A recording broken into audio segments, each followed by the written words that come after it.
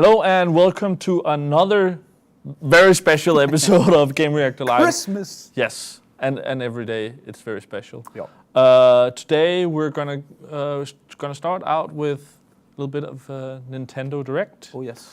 We're gonna do our finals in the Arkham Origins PS3 competition, Yep. and then we're gonna get into some more Game of the Year. But first off, let's do some Nintendo. So I'll just call up our good friend from Germany, Christian Gaca. And editor, we should add. Mostly good friend. Minor detail. Yeah. Actually, he's not that good of a friend. We'll see. You probably don't even want to pick up now, No. having heard this. Christian Gaca, You there? can you put on some wonderful video of yourself? Yes, of course. Yay, he's here. Live from Berlin. Yeah. All right. Well, Christian, can you give us a little update on what was announced in the Nintendo Direct that just finished today? Yeah, I actually can. We were all pretty much waiting for a release date for Mario Kart, and they never came up with that. So it's still spring 2014. We saw some new tracks. We saw a very neat Sunshine Airport course that looked pretty cool, like riding through aeroplanes and loading base from large jets. There was a cake-like course, and we saw the beautiful vertical sideways gameplay. Motorbikes are back. There's buggy-like carts. It looks awesome, but we still have to. We really have to wait for the date, and that's what everybody was waiting for. The big thing probably was Hyrule Warriors for Wii U. That's a collaboration from Tecmo Koei and Nintendo. So they have Link from the Zelda games fighting through hordes of enemies like we usually do in Warrior series. It's an interesting twist, but in my world, it's not the big Zelda game for Wii U, of course. Yeah. Yeah, and probably it should also be said that the Dynasty Warriors, besides Japan, have never really caught on. So I was kind of curious about that choice as well. Yeah. That one really small but nice thing was that the European Nintendo boss Satoru Shibata announced a release date for Professor Layton versus Ace Attorney, being dressed up as Professor Layton. He looked awesome, and that date is March 28th of 2014, and we'll be able to have a very good 3DS experience with these both iconic characters from the Nintendo world. Yeah. And then there was some Smash Brothers that started out looking like the Mario Kart trailer or something. Yeah, we were all confused. We were all like, yeah, Kirby is actually riding on a space star inside Mario Kart, and On Rainbow Road. Then it was something completely different. And we finally get to see that Rosalina and Luma are actually playable characters in Smash Brothers, which is kind of cool. And the game looks kind of cool as well. There's like so many interesting stages and fighting going on. But yet again, I think they didn't announce a release date as well. So we have to wait on that too, Okay. I guess. Anything else interesting from the Nintendo Direct, or was that the important detail? There was a lot of nice small stuff. There's a very beautiful looking Yoshi's Island Zone DLC coming into Sonic Lost Story. There's golf coming for Wii Sports Club as a DLC. We will be able to play Super Mario Bros. 3 as a virtual console download from the eShop at the 26th of December. That's might be a night edition for some people in between the years. There's also Dr. Luigi coming January 14th. That's a Wii U download game, 15 euros thing. But for the fans of Dr. Mario and Tetris, that's going to be some really nice game apparently. Yeah. And there was some NES remix. that was pretty much it, really. Did you see the NES remix announcement? That seemed kind of interesting as well. I actually didn't see that. Okay, there was some. Did you see it, Thomas? No. There was something in the beginning that I think it was a eShop thing where they took like classic levels. There was like Donkey Kong and Excitebike, I think, and 16 games from NES that they would take like a classic part of the game and then remix it, and there would be some sort of Excitebike. It was like you would have a limited view. There was something with like it was dark, and then there was a light cone where you could only see. And the Donkey Kong thing, I don't know if that was the remix part, but you could play as Link. So there was some remix part of that. That sounds interesting, but as confusing as this whole Smash Brothers meets Mario Kart Exactly, trailer kind of thing. and that's Nobody why I'm understands asking that. you about it, because it was a little bit confusing. Can I just say I'm really, really excited about a new proper Yoshi's Island. I mean, You can say that. yeah, well, that game have, in my book, certainly deserved a proper sequel, and I mean, it seems like it could be another really strong year for the 3DS. Yeah. Yeah, I agree. The 3DS is probably also going to be the console making the most money for Nintendo as last year as well. And what we have seen for Wii U in that specific Nintendo Direct wasn't so promising. So we still have to hope that that there is something more than Mario Kart. I mean, Mario Kart and Smash Bros. Are surely going to be big, but there has to be more And stuff Donkey than that. Kong. Yeah. Yeah, and then they had announced some like discounts on the store, but it was like Resident Evil and Splinter Cell. It wasn't like super exciting, so but there's something at least, and it looks like they're at least thinking. I like know now that downloading titles is an important part of the future. It's a proper way to sell games today. Yeah. Yeah, it's also a big thing for them seeing games like Animal Crossing made large numbers in downloads in the Japanese markets and also large numbers here in Europe. They know that their download strategy is really important for them. All right. All right. Thank you for joining us, Christian. Yeah, sure. Ever again, it's nice having me, and It is indeed nice having you. next time, Yes. and I'm vanished in my life. All right. Bye, Christian. Bye. Bye. All right. And with that, I think it's time for some Batman. Sure thing. So we'll get into that. Yeah, as some of you hopefully know, this is the last round of our Batman Arkham Origins competition, and that means we have some really cool prizes. For the winning teams, we have exclusive limited edition press kits. Also, there is Necessary Evil Supervillains of DC Comics Blu-ray up for grabs, double-sided posters, Dark Knight Trilogy on Blu-ray, and Batman Arkham Origins t-shirts. And that's we're finding one winner today. We're finding one winner who's going to grab all that, so there's certainly a lot to play for. I mean, I should participate just to win the Dark Knight Trilogy. Yeah, I mentioned last time, I'm okay with no one showing up, because then I'll just grab all that stuff for myself. Sure thing. But we'll jump into it, and we'll see if there's someone online that wants to play. Yeah, and also, we're going to see, but this was meant for the winners of the previous rounds, but if places are there for new players? Yeah, so we have, basically you play 3-on-3-on-2, so 8 players online. We're taking one spot. We had 4 players qualifying in the 2 previous rounds. This is the final, so we have room for a couple more, and if some of these guys don't show up, like we'll try to fill out as many spots as there is. Okay. So we'll see how many people we have, how many people who want to play. And I have the list here of the people who have first dibs. So Yep. if there's too many, we'll invite those first. Loading, loading, loading. Yeah.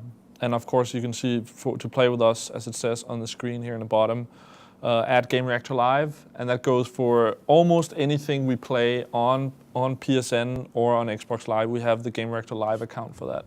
The only thing you really need something different for is for GR Friday Nights, where of course you need to add GR Friday Nights. So we're just checking. I downloaded the update just before we went live, so we should be good. New content? Oh yeah, new play mode, right? There was something, I multiplayer? didn't check out what it was. I believe We'll it's Hunter Hunted. okay. That's been added to the multiplayer of the game. We'll see. Not here. that I've had Mode. time Yes, to there. try it out yet. That is true. But we'll play the Invisible Predator online. Yeah. Do you have any preference on level? When it comes to this game, you're probably more experienced than me, so not really, no. Pick a level, Thomas. Let's go with Blackgate. Blackgate. All right. It's actually one of the games that I'm hoping to have some time to play in the Christmas holidays. Yeah. I really liked the previous 2 games, so... Yeah. All right, let's see if I can invite some friends. 2.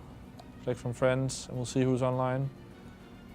Branko is here for some Batman. Yay for He Branko. qualified. Indian Cobra and Lasco. So we have 3 people. So everybody is welcome. See here. Branko, our staunch supporter. Yeah. Number 1 fan. We'll see if they're ready for some Batman. I don't know if I can. So go for check. those who haven't seen this before, and for me who also haven't seen how this works before, can you just explain the game? Oh yeah. So as I said, it's 3 teams.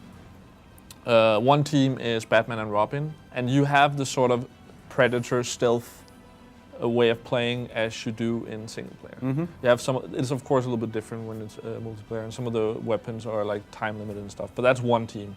Then you play against 2 teams of 3 people, which is the Joker's gang and Bane's gang. And you don't play against those, but it's like henchmen of those foot teams. soldiers.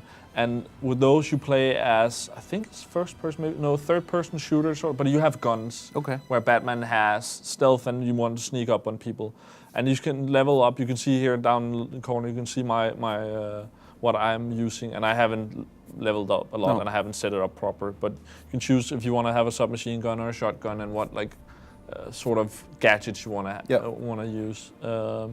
And then the 2 gangs fight over. You start with 25, I think is the score you start with, and over time you lose as you capture these areas, and when you have an area, the other team loses a point every so often. And then when you're down to 0, you're dead. And then while they fight over that, Batman is trying, by taking out villains, is trying to level up his sort of, I think they call it like a fear meter or something. It's like the Bat logo that every time you take someone out, it fills up a little bit. But if you get taken out, it decreases. Yeah.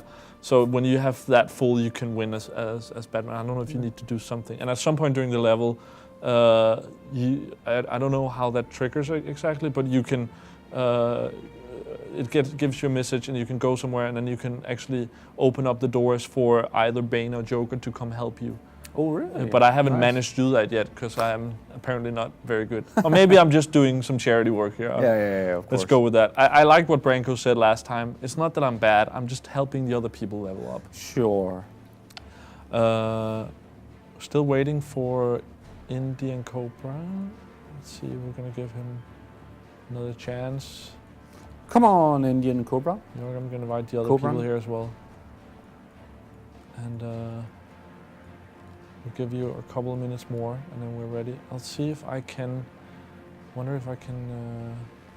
Have you had time to play this game in single player yet? I played a little bit, got to the first like big villain. You take out a couple of bosses early on as well. That's not part of, but the first of the 8 or how many assassins, which is Deathstroke, and it's kind of a little bit stuck on that. Okay. Played it here at work for a video capture for the review, and he's a little bit.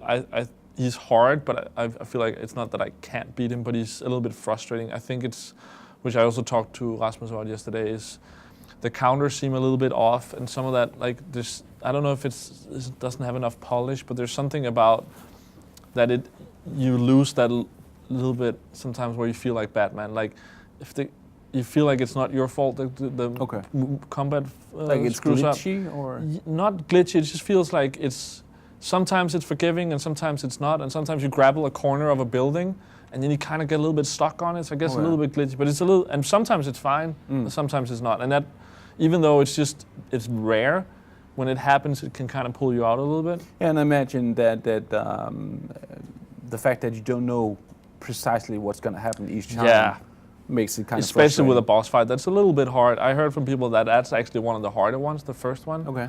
And I just, in the end, I just didn't have the patience to like do it anymore. Okay. And I will give it another chance over Christmas, I think. Yeah. Because I love the other Batman games as well, and I at least want to finish it. I don't know if I want to do like Arkham Asylum. I 100%ed everything. Wow. Okay. And I didn't do that with City, but I played like all the side stuff. There was some tiny stuff I missed, and I don't think I'll do this with Origins, but I want to finish the story. City was a massive game. It really was. I mean, like 20 hours into it or something like that. I imagine just stopping and sitting there like maybe 15 hours, but still just sitting there and going, you know, I just played 15 hours of this game and I am not nearly we through. lost Brainco now. We just had them in. But yeah, true. I think the only thing I'm missing is like some of the Predator challenges or something. Yeah. We just had everybody in here. I'm just going to invite Brainco again. As you can see here, you can see the levels of people. The one on the left, I think, is Batman, and then it's Joker and Bane gang. Like, so you can level them up separately when you play them. Okay. So you can see Indian Cobra, he's level 86 overall, and 30, 28, and 30. But isn't that gonna affect this game? It is. He has leveled up his guns. He's gonna have some better guns. It's kind of like any online shooter. You'll have some maybe better guns, or at least better options, but. That's the way it goes. More options, right? Yeah, it's not necessarily that the later guns are better. For instance, I unlocked the shotgun now, and I actually like the one you start out with, the submachine gun, better. But I mean, that's personal preference. We'll get into it now. We'll be 2 people on one team and one on the other ones, and we'll see who wins. If we get down to a tie, we'll invite those people in for an extra round, and we'll see who is the winner. Oh, I'm kind of excited for this. Yeah, it actually is pretty cool. I think it at least gives me. Especially like I haven't been good enough that I had tons of fun being Batman, but I think actually being the henchman, walking around and being like, and you hear something, you're like, that really gives you the feeling of how I imagine it is fighting against Batman. Yeah. Especially when it was like some of the guys who were high level and they knew what they were doing. Yeah. It's like. And sometimes I was like, I would hear something, and I managed to look up, and I just saw Batman, and then I just got hit in the face. Yeah. Also, I just love the fact that that like every Christmas, there are always, even though I really want to play all the cool games of the year, but every Christmas there are always like 5 or 10 games where I just sit looking at a list like, oh man, I didn't get to play this. And this is definitely one of them for me this year. All right, so I am. Oh, Dory played. It's inverted, or not inverted. It is inverted, I think. That's a mistake. Oh, what do I do?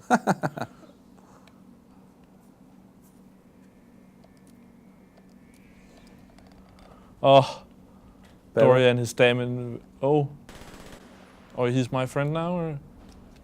I guess he is. So I'm on the team with Indian Cobra. Yeah, I'm kind of happy about that because he was the high level dude. You're on Bane's team, right? Yes. So there's one on the Joker team and one being Batman. I'm kind of happy it's not 2 people being Batman and Robin because that would have been. But see, then did you see like bats flying around? And that doesn't mean anything. That's just sometimes something that happens. It's just a scare effect. Yes, and that scared the shit out of me the first couple of times. It's like, huh. Well, most things do, Nick. Yeah. So. But this more than other things. It was really awesome when you just have time to see Batman come flying through the air, but not time to do anything about it, and you just get completely destroyed. Okay, I'm gonna help. So, but see, these are the like capture points we're talking about. Of course, I'm not being smart. Like, maybe it's better that I actually just hide in the corner. But so we want to take out the purple one because that's Joker controlled. But Indian Cobra has already done that, and you can see the bat symbol in the middle is not full at all because he hasn't taken anyone out. He's the kind of player you really want to play with if you just want to level up your character, right? Because you can just run his trails. Yeah, Indian Cobra. Yeah. And I've never been on his team, so I'm kind of excited now. I might not die that much. When we finish this, you will have leveled up like 10 times. But actually, I did level up. I really liked that, even though I was having a rough time. I actually had periods where I did okay. I got kills and I was Batman and did okay. but I generally lost, but I still leveled up, so they have managed to do it in a way where you feel like you're getting somewhere. Yeah. And now I can't find anyone. But you see the purple 18 is lower than the blue 23. Yeah. So where's Batman? I don't know. He's scared, hiding in some. And that's whenever I say that, that's usually when I get taken out. Of course. It's called karma, Nick. Yeah. But of course, Batman's mobility is much higher than both. Yeah, and it's more that he also has some of the overview, and like he has some of those like look through walls sort of thing. And you can have something like that, because I know Indian used that against me at one point, where you could use it for a shorter time. Also, I don't know, he did something where he spotted me as Batman, where I thought I was hidden. So right now he's shooting shooting laser beams out of his eyes. Is there something over here? Oh, I got the kill. So I think they're. you almost felt the Indian Cobra going like, here, Nick, here he is. Like right I was thinking more like kill stealer. Yeah. That he. But you see, I think they also lose like one whenever you spawn. So when we kill them, I think they also go down one. But I still haven't seen Batman at all. But like he like, oh, that was him. Did you see it? I was just like, he should be here, and then just randomly look up at him. That was awesome. You're so paranoid right now. That was pretty awesome. Did you see that? That was just it was just random that he should be here. Oh. Nick is probably looking at you right now. Well, that's what happens. Like I'm standing here and like, where is he? And then you can. Does his health regenerate? Do you know that? Oh. I don't know if it does. Actually, I don't think it does. Well, you just fired like Health. He was on 5% health. Yeah, you just fired a clip of a machine gun into him, and he just. And you play for points, right? For the bar. Of I need to take the other team's thing down. Is how I understood it. Because then they will stop spawning, and then I think I fight Batman when he's. Is how I understood it. Yeah, but Indian Cobra is so lucky to have you as a teammate. Hey, who got kills? Yo. Who got the steal? I almost took out Batman as well. I'm doing quite well today. I got kills. So proud of yourself. Oh, I see Batman. Hello, Batty.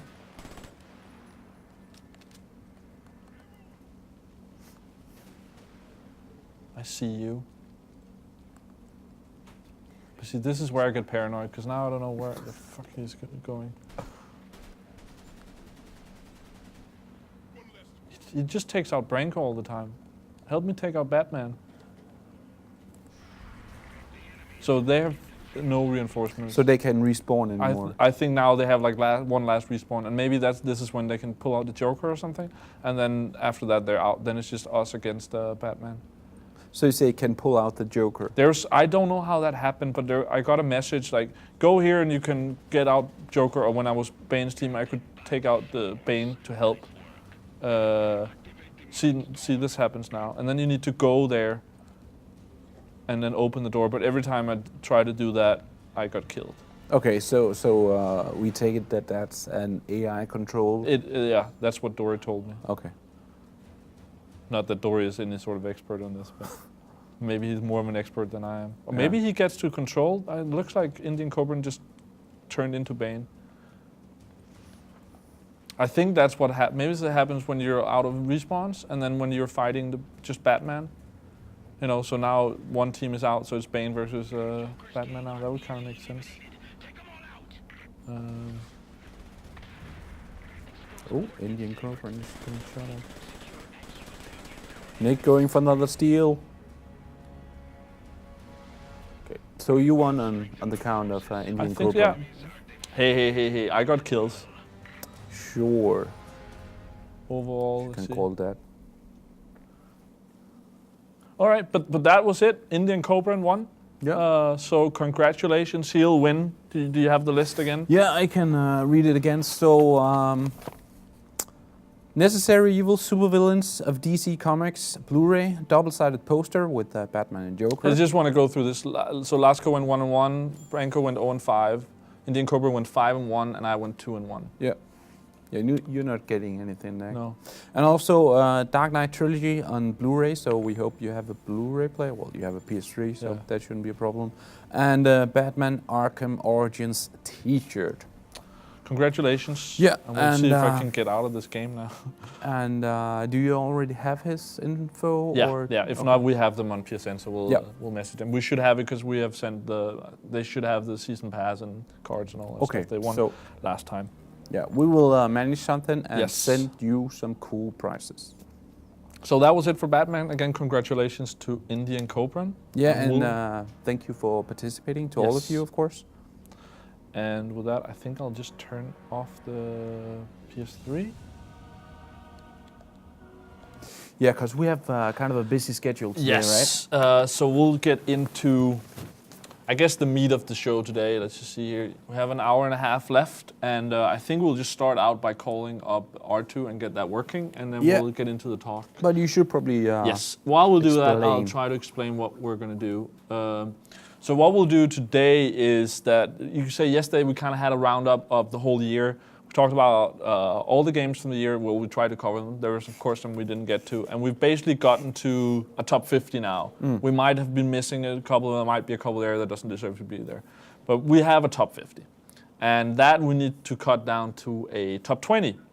And we'll hopefully get some help from R2 and later Bengt to cut that down to the top 20. And then tomorrow, we'll collect all the votes from all the editors and we'll announce our top 10, countdown 10 to 1 for the GRTV Game of the Year.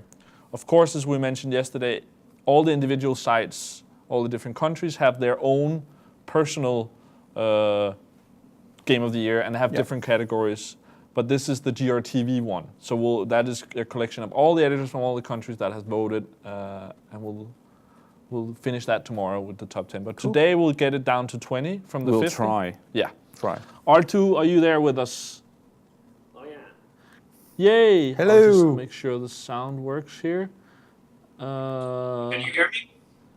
Yeah. Yes, we can. Welcome to R2, our Finnish editor-in-chief, and I'd like to say Resogun expert. Well, sort of. We do have a Danish user that is kind of. Yeah, but that's a different. Yeah, that's true. That's true. That's. Well, we should actually compare. R2, what is your score on? Was it the second level? Second level. Yeah, on experienced. That one I can't remember. Okay, we have a Danish user who we have like a kind of a competition going here, who managed to score close to 12 million on one single level, and I found that kind of amazing. But we'll see. Maybe we should do an update on that when we finish the Resogun competition that we have on the stream on Friday. But so far we haven't checked today. But last time I checked, R2 was still number 1 on that. Of course, he's not going to win the wonderful artwork that Horsemark is providing us. But he had 85 million, I think. He was like top 200 in the world. Congrats, man. That's pretty insane. But just wait, I'll get to you eventually when I get my PS4. Ha!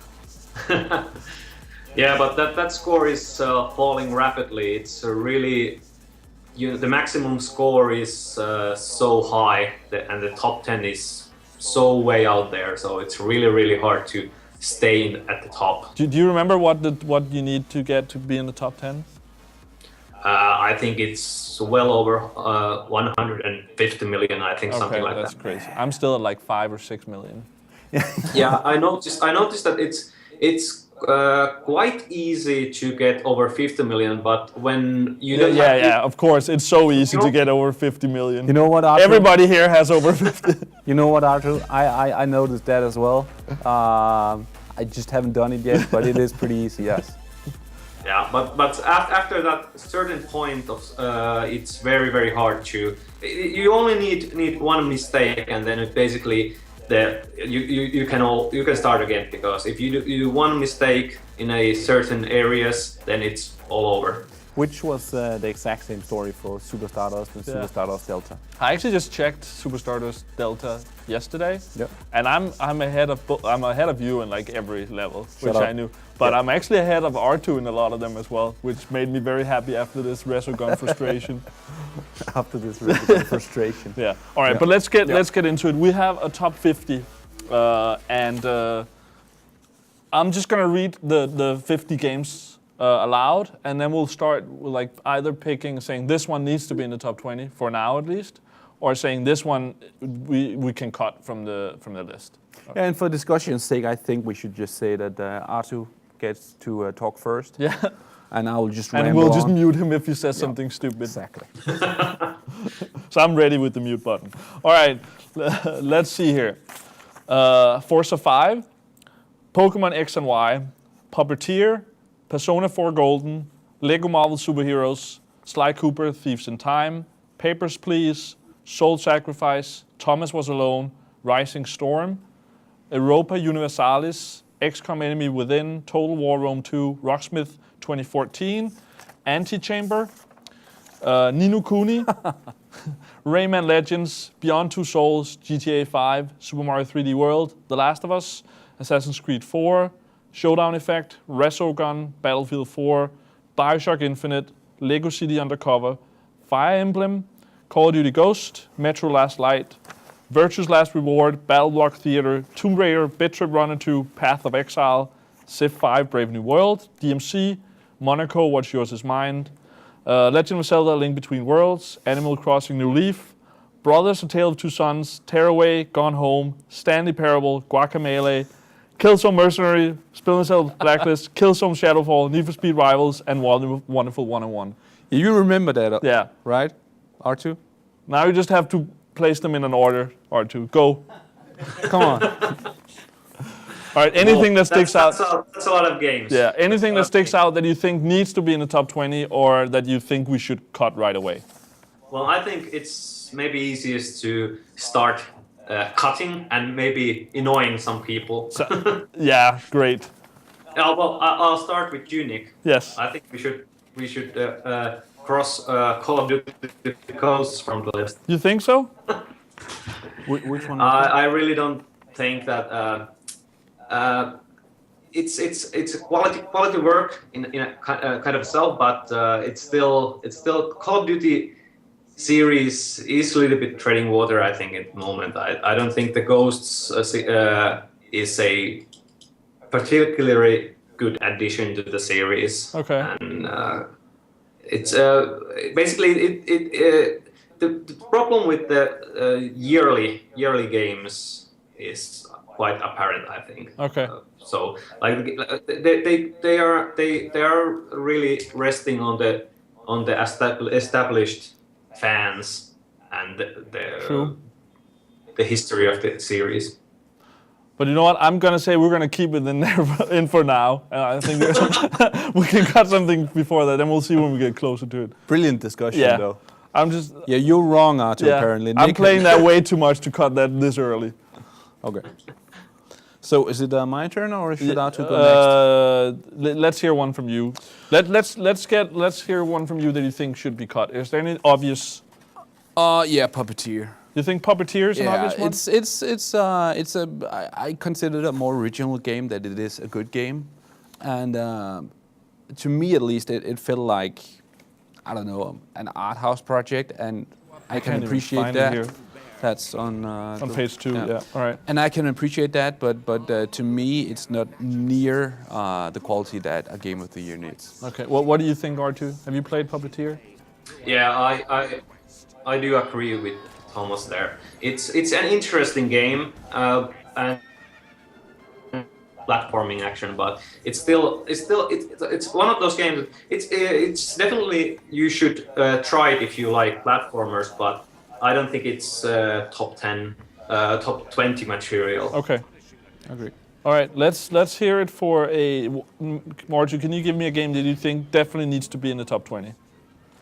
Well, there's quite a many, but I'm having the list here also. So I think I'm gonna go for one of my highest ranked portable games Yeah. is of course I hope you didn't talk about it yesterday, but my maybe favorite game of this year in portable section is Fire Emblem: The Awakening. Oh, wow. We didn't cover it a lot. No. Yeah, All but it's just I have always been a fan of Fire Emblem series, so of course I do have some package on it from previous games, but I think they did a fantastic job with it. It's just like it's a huge game. There's so many characters, and you start with it feels there's so many options and characters and depth in the gameplay, so it just has to be on. It's probably would be on my top 10 even. Okay. Any argument with that? I've tired a bit of the genre as a whole, but certainly what I've seen from Fire Emblem, and I have also played some of the previous games. It's a very strong series, and I have only heard good things about the new game. But I haven't played it, so same for me. I haven't played it, but I know, and I've heard Arthur, I've heard Bengt talked about it yesterday. I've heard several people talk about it, so I think that's a good one to keep in there, at least for now. We'll see if we get to 25, and that's the same way I feel about Call of Duty. If we get to 25, and then maybe we'll have to cut it there. I was also going to say, since you just vetoed Call of Duty before R2 can he can have this. Yeah. All right, Thomas, what do you think should be in our top 20? Wow. Definitely. You mentioned, or Arto mentioned, a portable game, and I will mention one as well, and that is The Legend of Zelda: Link Between Two Worlds. I think that's a good idea. For me, this was. I consider this to be a very strong year from Nintendo, and especially for 3DS. Especially for 3DS, but even with the Super Mario 3D World on the Wii U. Yeah. Competing for my attention with this was the game I just couldn't stop playing. And even with a lot of really strong games on the 3DS this year, this is one of the games where I constantly had to recharge my 3DS. Yeah. And it certainly reminded me of how good a portable gaming system can be. I just think it's a brilliant Zelda, and it's a Zelda that actually dares to go new ways with the series. So yeah, I really, really, really liked it. All right, sounds good. I think I'll mention a game now that we had Martin Eiser on yesterday, and I know this is a game he just like. I love Ni no Kuni. Deserves to be in the top 20. Okay. Have you played that, R2? Yeah, I played some of it. It's a huge game again. Like I don't know, is it like 40 hours? So I have maybe played like 8 hours, and it's on my list, in my shame list. I would like to finish it, but it feels a little bit taunting. Yeah. I haven't finished it myself yet, and the same goes for me. I'm hoping I'll have some days in the Christmas break. Well, so it's a game you want to have time to play. You don't want to play an hour and then wait a month and then play an hour. Yeah. All right, R2, what do you want to cut a game, or do you want to have a game put in the top 20 for now? It's. We can also just take the games from an end maybe, and discuss them. That might be easy. If I throw out a game, sure. Let's start with Forza 5. Should that be in the top 20? Have you guys played that? I know you have a little bit. I have a little bit, yeah. But let's let R2 start. Well, I don't have Xbox One yet, so I haven't been able to play it except at cons and that kind of situations. But it might be a worthy game for the list, because it does feel like the best driving game for the year, and of course it does push the envelope a little bit with the graphical fidelity. I think it's probably looks to be one of the best looking games of the year. Yeah, I would even go as far as to say that you could talk about Forza 5 as the best game right now of next gen. I mean, that's certainly debatable, but as probably most everyone knows, I really love the Forza series, and from what small bits I have played of this game, it's of course more of the same, but it's also improved. I was, for instance, really impressed. Even though I see the whole drive-avatar thing as a PR stunt, more or less, or at least the naming of it, I was really impressed with how well the AI was competing with each other, and the lines, the different lines, it was actually taken on the tracks, which makes for a far more realistic racing game. And I can definitely appreciate that. And also, just, you know, basically, this is a game that could make me buy an Xbox One. So you think it deserves to be in the top 20? Yeah. Okay. We're going to put it in there for now, and then we'll see how it goes. Let me take, now you talked about games of next gen, and we have talked about it earlier, Resogun. That you said was basically the game that made you buy a PS4, yeah. And we heard R2 kind of enjoying it a little bit as well, I think. Just a little bit. Yeah. Only a few times per day. Per hour. Only a few hours per day. Yeah. So can we agree that needs to be in the top 20? Yes. Again, I'll let R2 start. Sorry, yeah. R2. Would you would? Yeah, even it's a very tough job to squeeze into the top 10 for a downloadable title, since there are a couple of problems with I do have with Resogun, because you know that even though it's very compelling to keep playing it, still the content-wise it's a little bit lacking. I really would hope that there was a couple of more stages in it, and maybe a couple of more ships, but still, yeah, it would be just in the top 20 of my list. Let's put it in there for now, and then we can always cut it again if we get to. And I actually agree with it being right on the limit to the top 20. I also think it has some problems, and it's not as immediately as approachable as Super Stardust, for instance. But yeah. All right, R2, do you have? Let's hear a game that you think definitely needs to be in the top 20. Well, okay.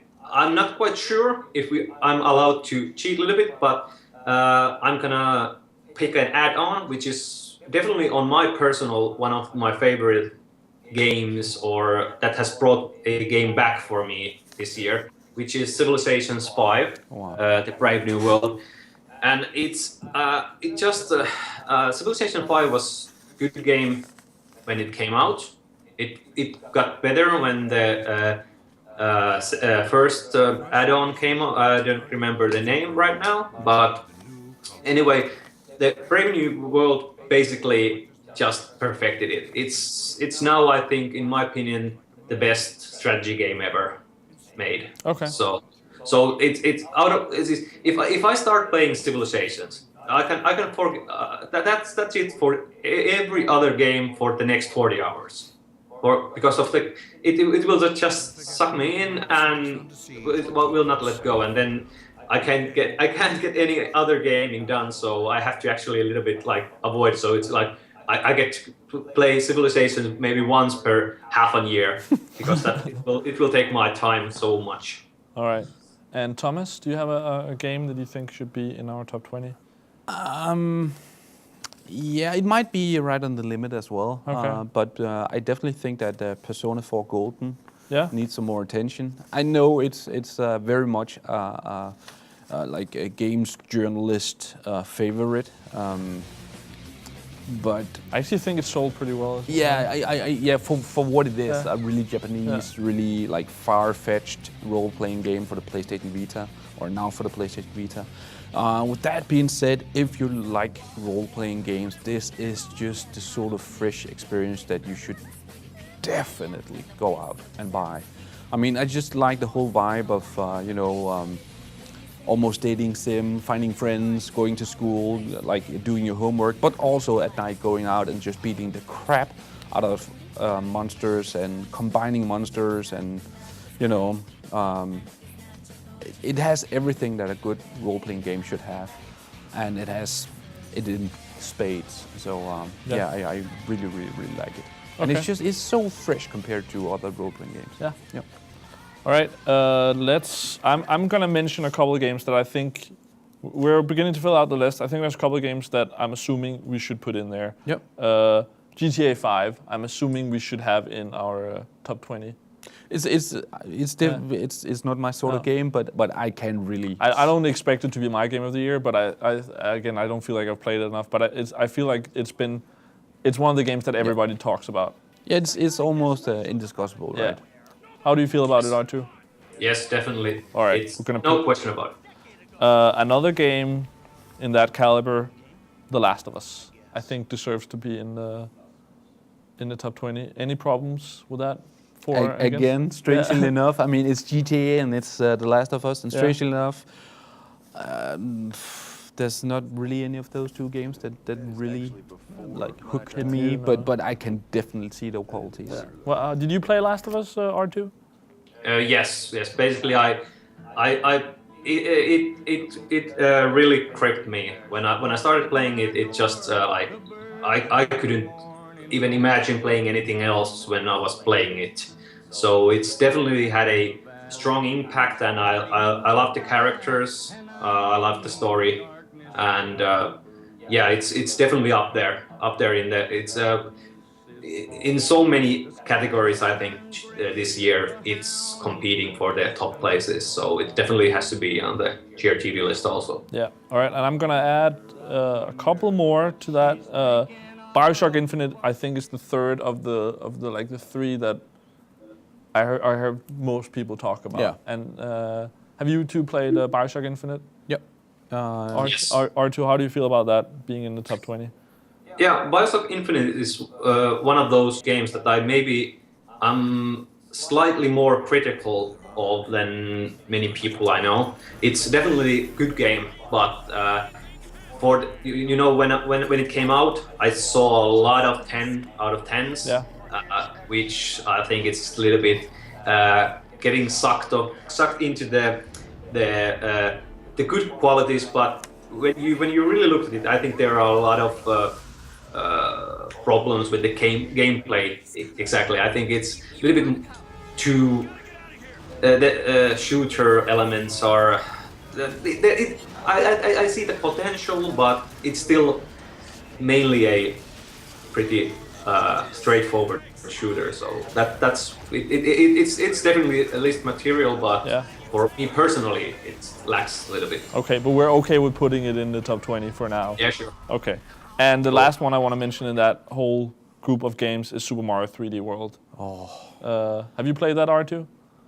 Yeah, not completely, but maybe half of it. But yeah, it's great.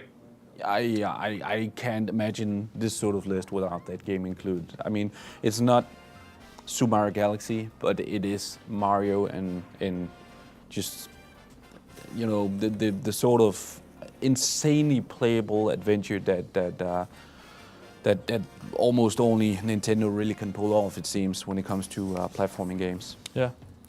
All right, we're getting up on like 12, 15 games now, so maybe we should start cutting some games. I'm thinking if we start out with one of my loves, the Vita, I think we should cut some of the Vita games that are on here maybe.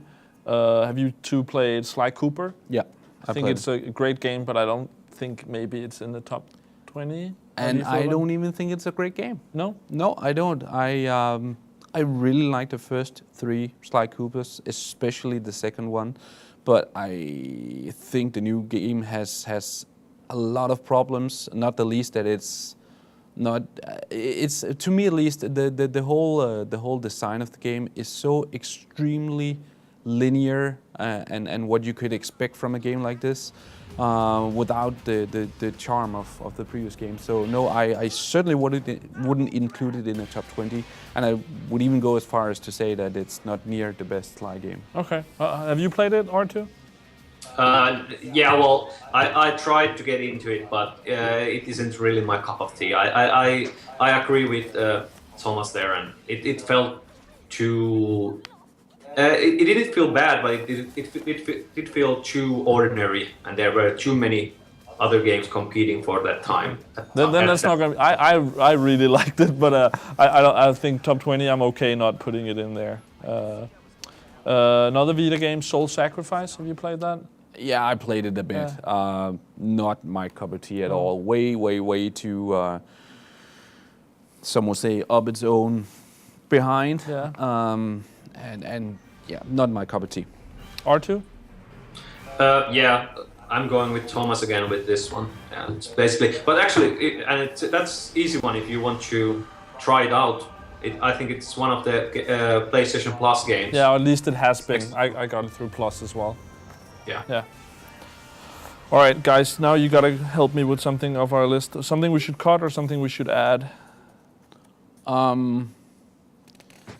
Let me just. R2, do you have something? I was thinking Europa Universalis. Yeah, you want to add or cut that? Cut that, but Yeah. I am the wrong person to say so.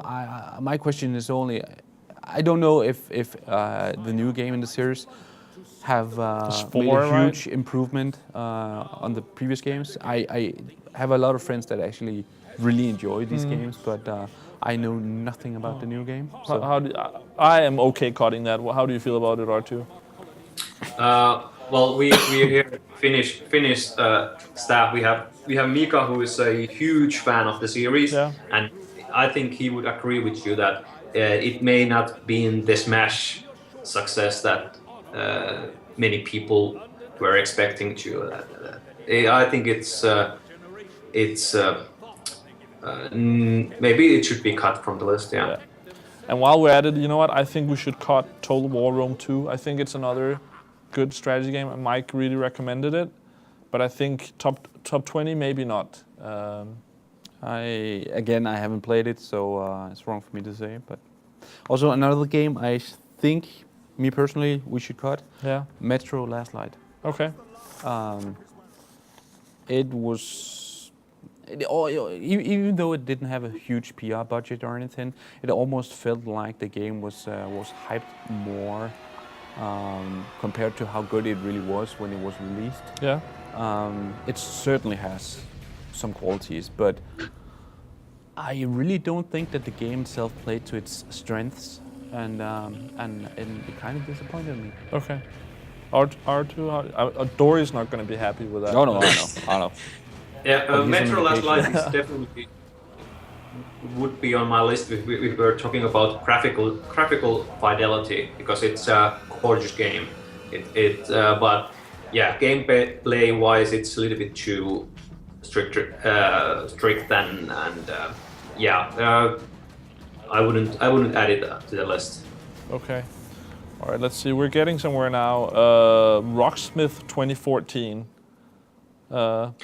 Is that a game that should be on the top 20? I haven't played it. R2? Well, I haven't played it myself, but I have one of my best friends is a huge fan of playing the guitar and also has the game, and he's not a huge gamer, and he says it's the best kind of game for if you want to learn to play the guitar. Okay. So it's kind of a genre game. So if it's very hard to put like on the list. Yeah, that's how I agree. It's a game I'm actually considering picking up, because I tried to learn the guitar when I was a kid and didn't really put in the effort, and now I'm like, I kind of wish I could play the guitar, and it looks like it's a great way of starting out with that. Yep. So it's a game I definitely want to play, but if you look at the list we have here, it's 50 games that all are pretty good games. Yeah. If you have to cut 30, I think that is part of the, I don't see it making it the top 20. The next game I will cut, and it's a game I really like, but I don't think it's top 20 quality, is Need for Speed Rivals. All right. I enjoyed the game. I'm still playing it on the PlayStation 4. It's a pretty straightforward game that you can just sit down and play and have a good time with, but it's also more of the same. And as I wrote in my review, it's a game that pretty much still takes a lot of its best part from Burnout Paradise and doesn't necessarily do a better job of it than Burnout Paradise. So while it's an enjoyable game, a good game, I don't see it as a top 20 quality. Okay. R2, let's hear a game that you think needs to be in the top 20. Needs to be, or needs to be. Okay. So right now we have that we think should be there: Ni no Kuni, GTA, Super Mario 3D World, Last of Us, Resogun, Bioshock Infinite, Fire Emblem, Call of Duty, Civ 5, Legend of Zelda, Forza 5, and Persona 4 Golden. So we have 2, 4, 6, 8, 10, 12 games. All right. Well, let's go for another platformer. It has been quite a nice year for people that like platforming games. Definitely Rayman Legends. I agree with that. It's just a great game, and if it had been a little bit, if it hadn't been for Super Mario, maybe I think it would be the best platformer of the year. But I think Super Mario has just so vastly larger variety. So I think it a little bit turns the scale for its benefit. But Legends should definitely be there. Yeah, and I think both. I haven't played on Wii U, where it's supposed to be great, but I think both on 360 and PS3 and on Vita, it's a really great game. Yeah, and also I think it gives a good picture of the difference between. I talked about Sly before, really seeming generic, whereas Rayman is just chock full of good ideas and one-off levels and just charm and everything. So I definitely agree. All right. Let's see. Thomas, do you have a game that you think should be on here? On the top 20? Yeah. Yes, but it will probably just be me, but Path of Exile. All right. It's a really, really, really good Diablo 2, almost like, I wouldn't say expansion, but a new game that certainly builds on all the good qualities of Diablo 2 and not 3. And it's free to play. And it's a game that has the courage to completely reinvent the skill system and how you go about building your own character. And just, what I really love about it is how diverse the build of each character is. I've seen probably 10 different ways to build a Marauder, which is the barbarian of the game, and I haven't seen that diversity in this sort of game before. And also, again, it's completely free to play, and it's a high quality game with only cosmetic things being purchasable. All right, we'll put it on there for now, and then we'll see if it'll have to be cut later. It probably will, but has to be mentioned still. Let me just mention a couple of games that I've heard from other editors that they probably want in here. Assassin's Creed 4 seems to be one of the games that a lot of people are loving on next gen. Are you two okay with that being put on the top 20? Yeah, I think it's a solid pick. I wouldn't maybe place it on the top 10, but I can see it being on the list. Yeah. Okay. We'll see if it makes it to the top 10 afterwards. Let's see, what else do we have there? I know a lot of people in the beginning of the year really loved Tomb Raider. Is that a game you think should be on there? I actually think so, yes. The opinions of it were really, really different compared to who you talked to, but I really enjoyed it. Yeah, I did as well. And I thought it did pretty much everything that a modern Tomb Raider should do. Kind of reinvented Lara Croft, still offered a really good action adventure, was really pretty, and took the series in more of an Uncharted territory, but did it really, really well. So I would definitely say that I think it deserves a spot. All right. How about, let's see, I think we should put Beyond Two Souls on there. A game I've heard from several editors as well that they would consider. I'll let R2 talk about that. Okay. Have you played Beyond Two Souls, R2? Yeah, I finished it. It's one of those very difficult ones to place to any kind of list or even talk about it, because it will probably divide Yeah. the opinions pretty radically, because there is I have heard like a couple of my friends that have played it that they hated it, that it was a like on-game in itself, that there wasn't like nothing that was keeping them in the story, that all the gaming mechanics were so fiddly and badly executed that the story, they did want to hear the story, but the game play itself was so clunky. And I do agree with them, but I also enjoyed the story immensely. Although there are a couple of problems, like I had no idea in the points that I could have done differently. Basically, what led to another. I would like to play it again, but I would probably end up doing too many same things, and I would probably get the same kind of story progression. So I don't want to play it again. That's why I would have wanted that the game indicated somehow. If you got a different story. Yeah, I thought it was pretty linear as well, and then talking to people afterwards, I found out there's actually huge chunks of the game where it's different, or you can miss stuff. Where I thought I just got the story that was there, where other people got different stuff. I'm gonna put it in the top 20, and then we'll see if it makes it into the top 10 tomorrow. So I will go ahead with a game that I think don't deserve the spot. Yeah. And that's Showdown Effect. Okay. It's a good multiplayer game. And it's fun and everything if you can get like 4 friends together, but there's a lot of other games that are that too. And especially there's like an old freeware game that pretty much does everything that Showdown Effect does, just with much less fancy graphics. That's called Soldat. Soldat. And I would still play that. I really like Showdown Effect. Don't like misread me, but doesn't deserve a spot. And also it still has technical problems where it hurts the most in the multiplayer code. Okay. I'm gonna say I've heard from enough people outside of us that I think we need to put it on there for now. Okay.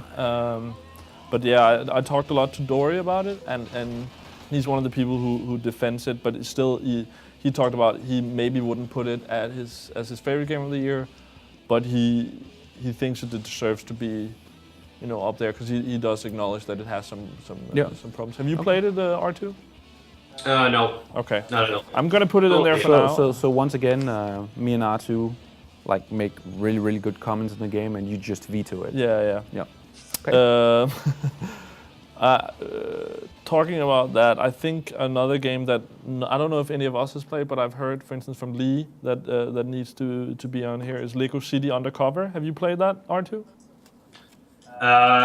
Yeah, I tried to play it, but not for you. No, it's I do understand that there is some appeal to it to other than children, but it's still like when I was playing, I was like, I'll just wait for GTA 5. All right. And let's see what else. We're beginning to need to really cut a lot of stuff. I think Battlefield 4 is another game that I heard from several people. Yeah, I haven't played it. Okay. Art, have you played Battlefield 4?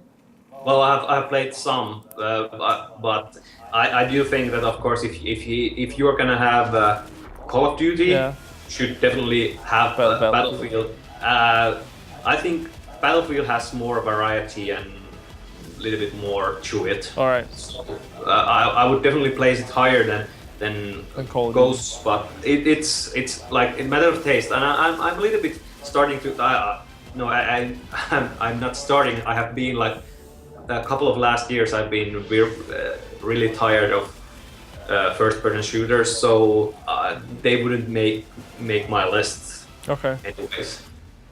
All right, let's cut some games then. I know David from Spain loves Virtue's Last Reward, and I've promised him I'll play it, but I don't think it's a top 20 game.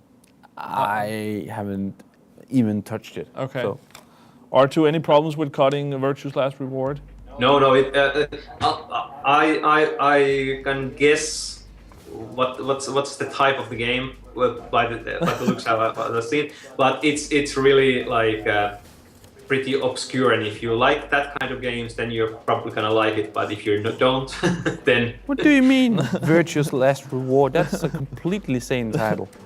And I think the same goes for Battle Block Theater. And also for Bit Trip Runner 2. Yeah, so let's cut those two as well. We need to. It's not that they're not good games, but we need to get down to 20. I actually think we are on 20, so we need to figure out what needs to be in there. yeah. If we take a look at the next group, DMC, Monaco, and Animal Crossing. I haven't played Animal Crossing, but I heard a lot of people talk really, really well about it. So I'm thinking we put that in there, cut the other two. How do you feel? I wouldn't place Animal Crossing in No? the top 20. No. And How about you, Arthur? No, I'm not an Animal Crossing fan. If I want to play farming, I'll go play Farming Simulator. and also I think there's far better 3DS games on, Okay. on the market this year. Let's cut the other two first, then we'll get back to Animal Crossing. We'll see how many we need to cut. Next group. Did we go through that whole group? Yeah, Civ 5 is in there. DMC is cut. Monaco. Why is DMC cut? You think DMC needs to be there in the top 20? I could see it. No, I see why it isn't, but I did enjoy the game a whole lot, and I really think that it didn't get the attention it deserved. Most people only think of it as the DMC or Devil May Cry that Ninja Theory did, and not much else than that, but it was a really, really good action game. All right. How about the next group? Also, Monaco, did you cut that? Yeah. Really? You think that needs to be there? I definitely think Monaco Okay. needs to be in the top 20. We'll put Monaco in the top 20. Let's see. Next group of games. Brothers: A Tale of Two Sons. Yeah. Yeah. How do you feel about that? Have you played that, R2? No, but it's definitely on my list to play. Okay. It's Same for me. We'll skip that for now. Maybe we should cover that with Bengt. I think he really, really liked that. See, games we can cut. I think Splinter Cell Blacklist, a game I really liked, but should we cut that from the list? I would say so. Yeah. R2? yeah, no objections. All right. Let's see, what else do we have? Lego Also, Marvel. I think we should cut Killzone Shadowfall. Killzone Shadowfall. Let's see. I really like that. But okay, I'm gonna accept that then. Gotta cut something. What's the situation with? Do we have that Stanley Parable already on the list? Should we put that in the top 20? You think?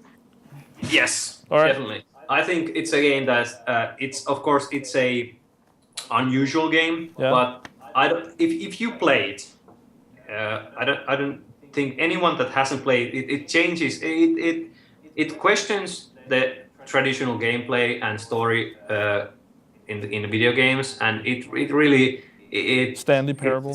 Yeah, I think it's a one of the most important games of the year. I don't know if the best games of the year, but it's most important games of the year, definitely.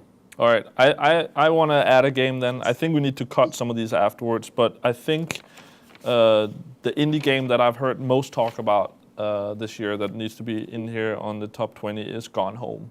Yeah, I was actually just gonna say Gone Home and Stanley Parable that Arthur just talked about. I think both need to be on that list. Yeah. I can't say it better than Arthur just did, and I would consider both extremely important. Yeah. Not to sound like high on horse or anything, but extremely important for games as a whole. And the industry and everything. Yep. Yeah. All right. I think as well, maybe at least one of the best Vita games this year, Tearaway, needs to be on this list. Definitely my choice for PlayStation Vita Game of the Year. Yeah. And I think I mean, it's so easy to put the Mario label on games, but I think it's the sort of game that should have been with the system from the start. Yeah. And it could have made It really a huge shows difference. how the system works Yep. really well and everything. All right, we need to cut a couple of games now. If we, thinking XCOM Enemy Within, we cut. I mean, Yeah, go for it. there's a person here in the office that might beat us to death afterwards. Who's but that? Rasmus, I think. But Rasmus is busy. He's not gonna. We are talking about cutting XCOM Enemy Within. Okay, he doesn't care. Cut it! If Rasmus doesn't defend it, it's out. Let's see, what else do we have? What do you guys think? What should be cut or what should not be cut? Guacamole, Yeah? I think should be cut. Yeah. And that is not to say I didn't like it, No, because no. it was a good Metroidvania. But I don't see it as top 20 quality. I mean, if this was like a top 10 for best Vita games of the year, I would definitely include it. And I'd highly recommend it as well. But it might make my personal top 20. But if you have to look at, try to make a list that for the editors, I think it's a good idea to cut that. R2, do you have a game you want to either cut or add? I don't know. I'm starting to lose track All of right, the list. maybe I should just take him from one end now. And we'll go over probably them. Antechamber. I think we need to cut. Yeah, probably. It's a good game, but or interesting experiment of a game, but It's a mind melt. yeah, yeah, definitely. All right, Pokemon X and Y. Okay, now we're gonna anger a lot of Pokemon fans. But that's Anger how it them. is, and that's what we get paid to do. And that's why you're not here in Denmark, where they can actually Well, come. just wait, because one day all of a sudden R2 walked through that door, and you're like, "What happened?" Yeah, Yeah. You dissed my favorite game. I'm gonna get you. exactly. Well, what do you? That sounds like you want to cut it from the list, R2. Yeah. I think it probably Pokemon games haven't evolved enough for me to Watch get what you say, excited. R2. Watch what you say. And we'll put R2's address at the bottom of the screen, so you can send him all the all the hate mail you want. I agree. Run, R2, run! It's in the top 50, and it's okay that it's in your personal top 10 if you really love it or a favorite game of the year. But we're gonna cut it. For And now. I was gonna say that according to Pokemon fans, of which there are a lot, Yeah, obviously. it's a really good Pokemon. Okay. Yep. Again, it's not to say that it's not good games, but we need to cut something. I love the Lego games, but with Lego City, whatever on there, I think we need to cut Lego Marvel Superheroes. It's kind of funny because of the two, I would probably choose Lego Marvel Superheroes as the game I was gonna spend.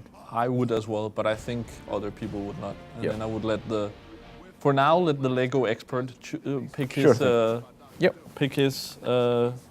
pick his game. I'm very excited to play more of this, both on the PS4 and on the Vita. I think it's great fun. Yep. For sure. Yeah. For me, we can get rid of all the Legos from the list. All right. Thomas Was Alone. I feel like great little title, but maybe not top 20. Can you be like more condescending? Great little title. But it is, and I think it's great on the Vita. I don't know what else it's been out on, but it looked great on the Vita. Perfect for the Vita, I think. Yeah, I agree. I just wouldn't call it a great little title. All right. No personal attacks here. Let's all be friends. But yeah, I agree. I don't necessarily see it as part of the top 20. Okay. R2, you okay with that? Yeah, I love the narration of the game, but it's pretty simple game in the end. All right, let's see. Papers, Please. That's a game I'm a little bit in doubt about whether that should be on the list. I mean, we had Stanley Parable and Gone Home. and as indie titles go, and no, that's not the proper way to say it because titles should be titles. Yeah. But We have 2 slots for indie games. yeah, exactly. That sounds wrong. It was a great game, and it was a really original game. But if I had to spend some time on like really unique, refreshing titles this year, I would probably go for the other 2. Okay. R2, you okay with cutting Papers, Please?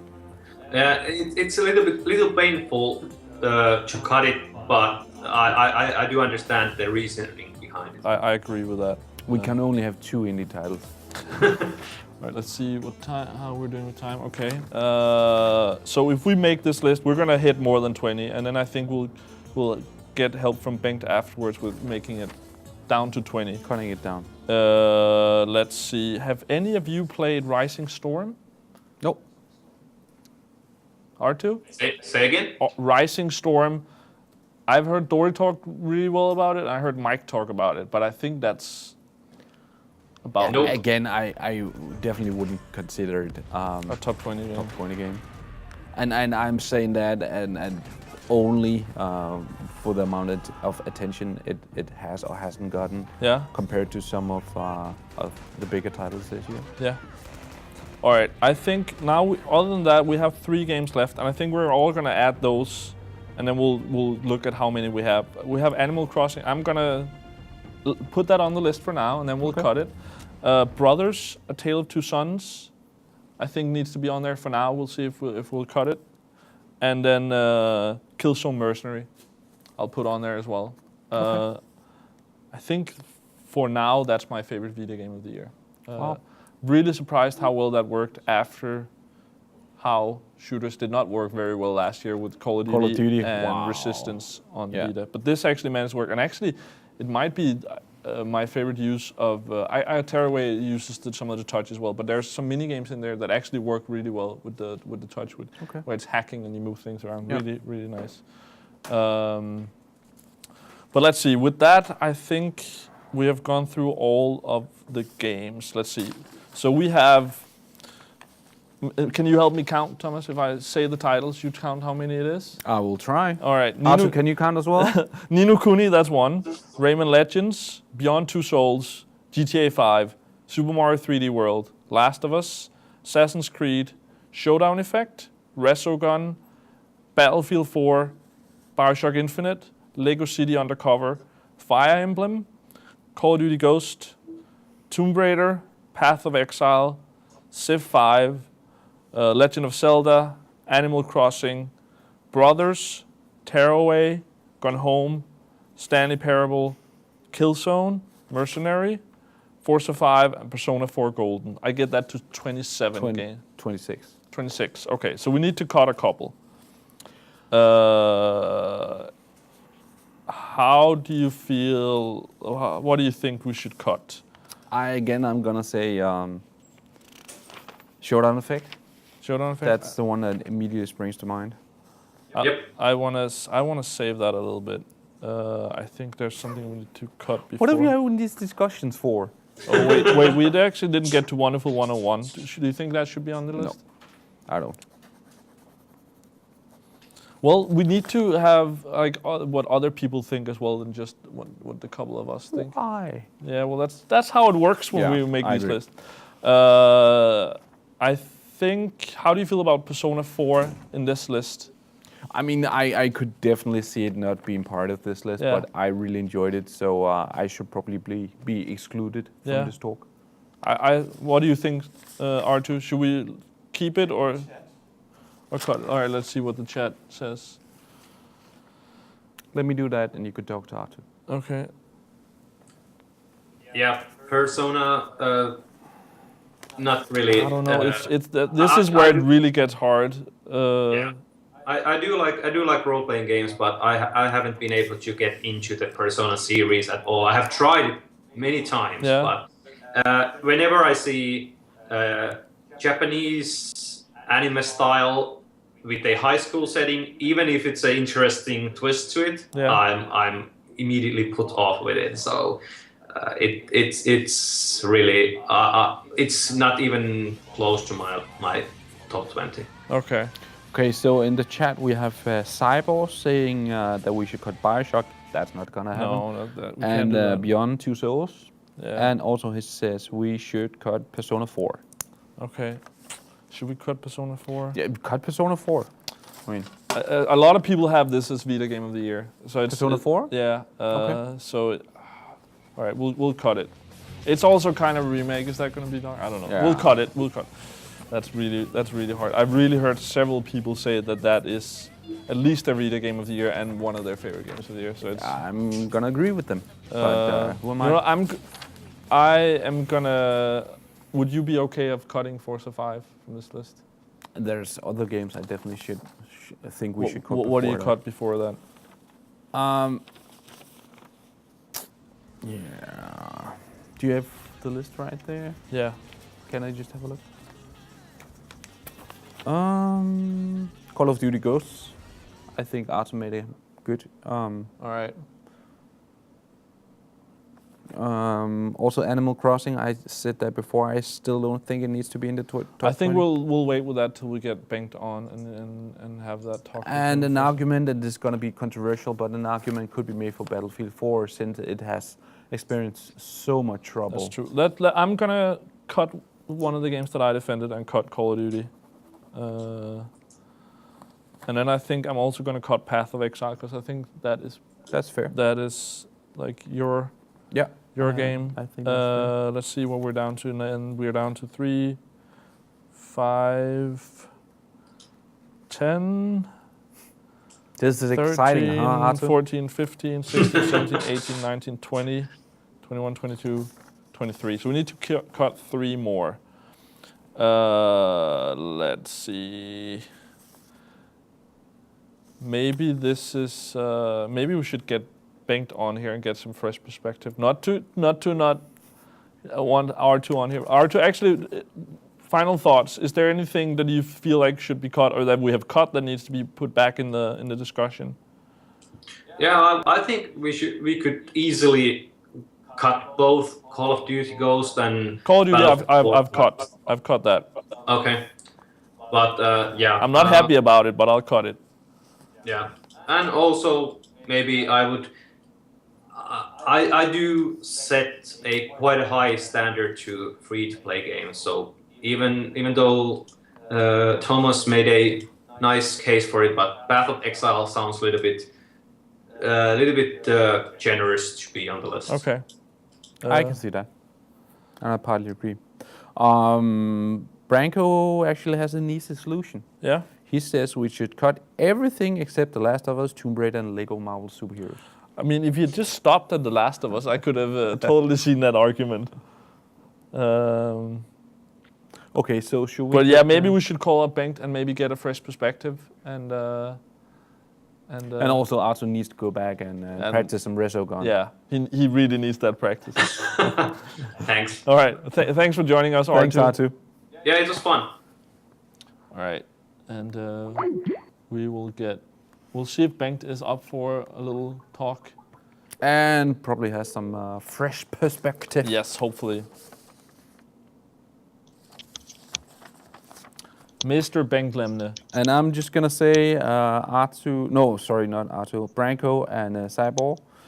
Bioshock Infinite, not gonna happen. Bengt, were you one of the people who were defending Animal Crossing? No, I wasn't. Okay. Well, how do you feel? Because I'm not an Animal Crossing guy, but I feel like a lot of people are defending that. So I feel bad that just because. I think it's one of those games that some of the editors have spent an unreasonable amount of time on this year. Yeah. But I think it's stretching it, perhaps getting it into the top 15 or 20 that we're trying to cut it down to now. Yeah. So.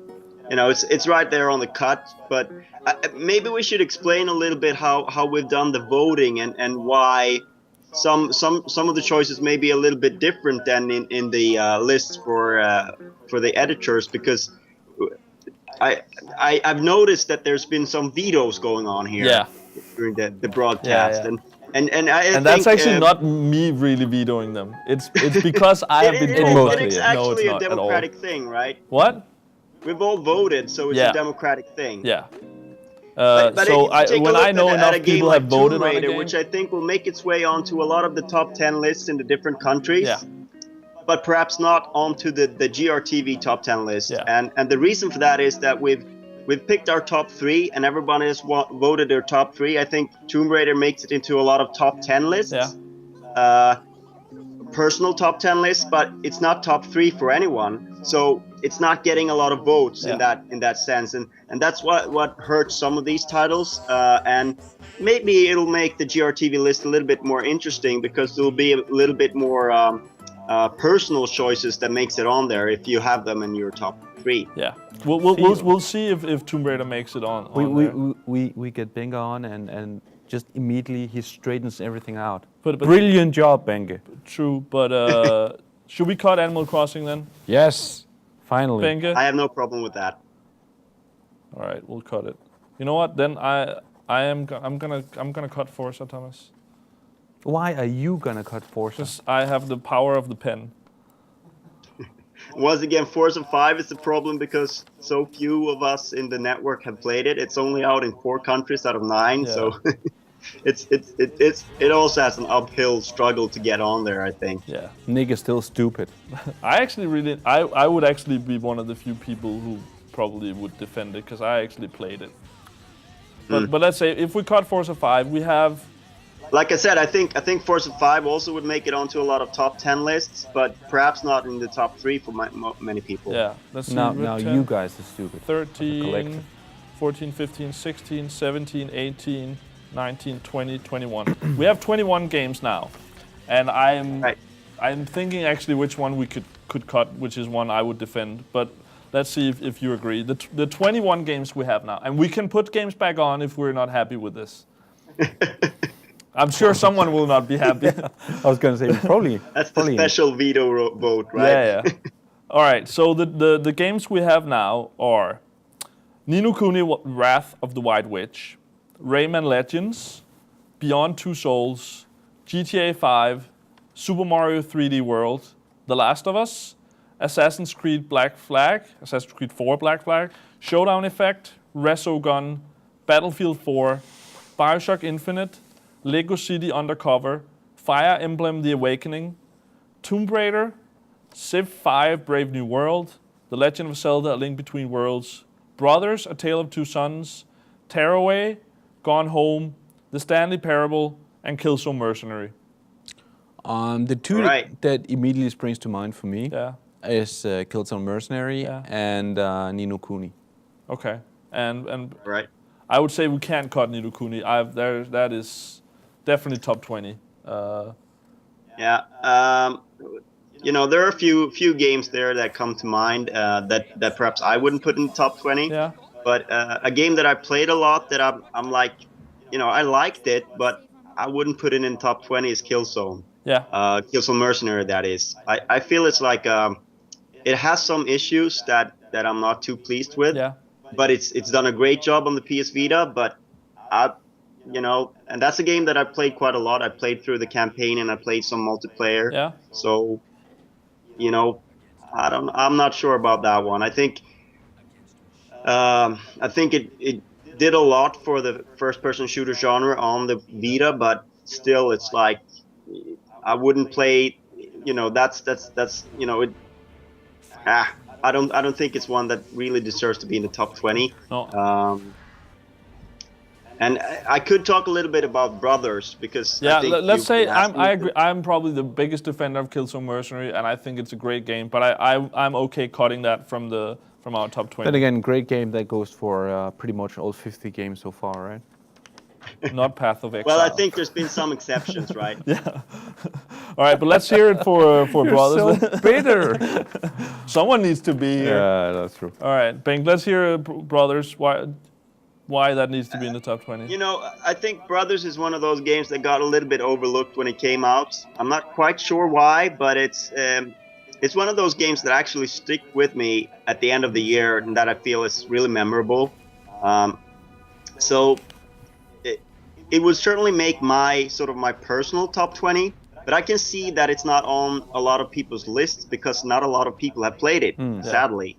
But it's one of those games that because it actually sticks with you and you remember it. That's one of the most impactful sort of gaming moments of the year. I'm not going to spoil anything here, but it has a really nice marriage of the mechanics and the narrative that you won't really fully realize until the end of the game. that's something that it's almost as powerful as the Bioshock twist, I'd say. Yeah, I was just gonna say that your description of the Have game, my other half of the list as well. your description of the game pretty much fits everything I would say about Bastion from last year. Isn't that 2 years ago? Is it? Yeah, it probably might is. It be. probably is. But then again, that just demonstrates how much the game has stuck with me, and I definitely feel like Brothers is the sort of game that would do that as well. And it's actually one of the games that I have saved on purpose because and you can correct me here if I'm wrong, but it feels like a sort of game that you should almost play in one sitting or maybe two. Absolutely. It's just like 4 or 5 hours tops. It's a short game, but you should play it in one sitting. I think. I think I did it in 2 sittings, but it's the kind of game where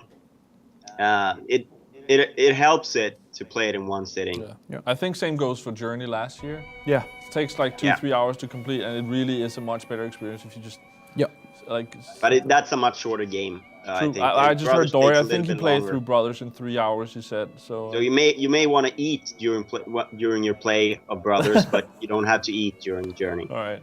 I've made that problem, like a mistake a couple of times with Call of Duty. We're like an 8-hour session, and all of a sudden I haven't eaten. We have caught Call of Duty, Nick. It's I've not caught coming it. back. I've caught it. Don't worry.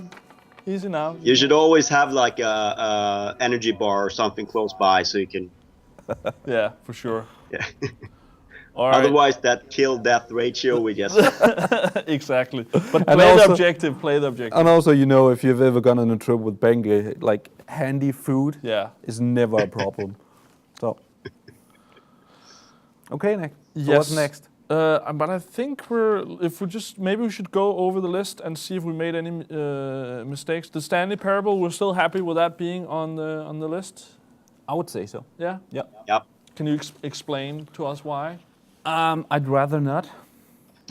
No, but seriously, it's just the sort of unique experience that really gives you a new perspective on what a game can be. Okay. And it might not even be called a game, Yeah. but it's an experience, and it's definitely an experience that people should just have for themselves. Yeah. Because it's just so full of surprises and unique spins on tropes in gaming. Okay. Yeah. And I guess the same kind of goes for Gone Home, right? Very different, but very it's one of different. those that you kind of need to not know a lot about. It's better not to know what. Yeah, definitely, but and with that being said, I would say that Gone Home plays with much more of what you think a game is and what a game has to be. Yeah. And completely changes your perspective on that in a way that will really surprise you when you're done with it. Okay. Yeah. It's 2 games that I wish I'd played, but I'm gonna play them when I have a little bit more time now. So maybe over Christmas. yes. Next on our list is Tearaway. Still happy with that. That is then pretty much our Vita game of the year, I think. I'm gonna let. I think a lot of people put it as the Vita game of the year, and perhaps most so because it's such an awesome showcase of what the Vita can do. Yeah. And beautiful game, and a kind of unique selling point that the Vita really needs. Yeah. Yeah, as Brilliant game. we talked about before, had it been possible to have this as the launch game for the PlayStation Vita, I could imagine it doing better in the market. Yeah. Yeah, I think it's the kind of game that needs to come out at any point during the life of a device. It's hard to say what kind of game would have turned the Vita start into something better than it was, but you certainly need the kind of games that actually put the hardware to good use, and you need more than one of them. So Yeah. it's a good start. And not only is it a good game, but as we talked about, it really is maybe the game that best uses what's special about the Vita with the back touch and all that stuff. Yeah. Sadly, Little Deviants wasn't that game at launch. that game tried that, but it didn't really work out. I'm sorry, it seems so mean to just be laughing at the game, but you're right, Benke. All right. I mean, it was targeted to be that sort of Wii Sports game for the Vita to showcase all the different things you could do, but it just fell flat. So Yeah. sadly, All right. And we've been over Brothers. That sounds like. so I think a couple of guys there took a little bit of a dump on Assassin's Creed, and I'd really like to have that in my top 10. Yeah. So, No, I think that's. I'd like to defend it a little bit. That sounds I think good. it's, Defend it, Bengt. Bring Yeah, it. I think it's a very good sandbox game. I would actually say that for me, it's the best sandbox game or sort of open world game of the year. I would put it above GTA 5, Wow. and that's mainly because I think GTA 5 is a brilliant game, but I think the sort of the whole sarcasm thing sort of it feels a little bit hollow, and I'm not really sure what Rockstar are making fun of, because it's like. It's it's like bad comedy that's just it's funny because we are imitating something. There's no real point to it, and for me that feels a little bit hollow. I think that Assassin's Creed is just escapism, just something different, just an adventure, and I can appreciate that a little bit more when we get into the sort of the nitty gritty and fine things of it. I enjoy that open world more than I do GTA 5. So for me, it's on the list, and it's a good thing you kept it on there, even though some of you didn't enjoy it as much as I did. All right. I was gonna say that universally, I've only heard extremely high praise for Assassin's Creed Black Flag. I wouldn't say extremely high praise, but I haven't heard a person who didn't talk to a person who didn't enjoy it. I think it's a little bit general Assassin's Creed fatigue, maybe. People don't, But for me, who has stayed away from the series a little bit and get back in with Black Flag, I really appreciate what they've done there, and I really love Far Cry 3, like I said yesterday. So that might be part of it as well. I think that's a good point. I don't know if I've talked to anybody who has it as their game of the year, but I've heard several people have it in their top 3, top 5, or top 10. So I think that definitely needs to be there. Okay. It's like Tomb Raider, just a little bit higher on those lists. Yeah, and that like talking about Tomb Raider, that might also be the whole thing. It came out so early in the year that can hurt some games. Yes. And we'll see now with the next gen version. That's kind of just the PC version coming out for Xbox One and Actually, I didn't play Tomb Raider back when it came out, so I might pick it up for PS4 now that there's not going to be that many games coming out in January for PS4. So. Yeah, and I mean, I still think it's a really, really strong game. Yeah. I would even go as far as to recommend it to all the people who like the Uncharted series. That's what I said yesterday. In a year where we don't have an Uncharted, play Tomb Raider. Yeah, pretty good. Yeah. I think it has some problems. I would put it on there as well.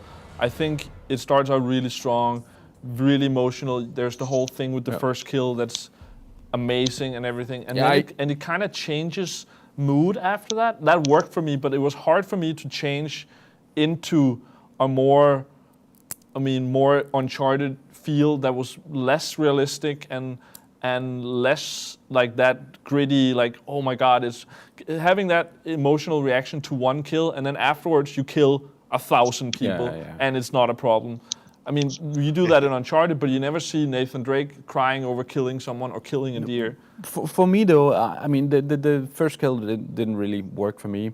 That being said, though, what really worked for me is just the small details, like she's cold. And she's shaking and she can't find a fire anywhere, and she really doesn't know what to do, and she's kind of talking to herself like Nathan Drake does, but he does it in a really humor-filled way where she's just scared and everything. And compared to movies, this is so basic a way of telling a story and telling emotions that the movie would seldomly use it, but we are still talking about games.